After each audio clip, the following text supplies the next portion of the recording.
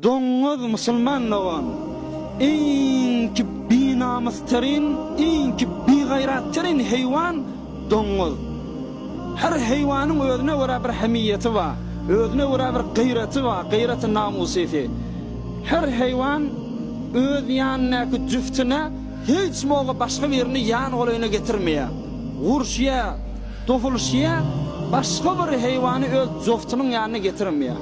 O her heýwanla hiç moga öz enneti bilen jüftgiri etmeýär. Amma doňuz diýen heýwan mara, ediýän işi näme?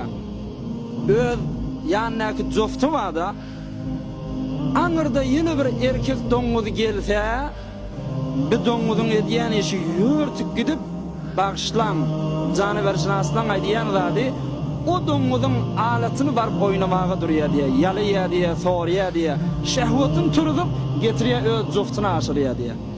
Dogry, doňuzyň etini ýan adamlar şu hasyýeti minigli musulmanlyk bollar. Özüňiz görüp otyňyz ki, aya zinanasyna, öz aýallygyna, öýçerine doňuzyň etini ýan adamlar gaýraty namusy barmy? Ýa-da gözleriniň öňünde näme bolsa bolup ýamy? Hulasa doňuzyň şu form bidirekligi bar ki, eti ýagyny ýan adam şu hasyýeti minýär diýe. O kafirler da musulmanlary begaýrat etsek bolup şu form ýaglaryny bir näse ýurtda goşulýar diýe.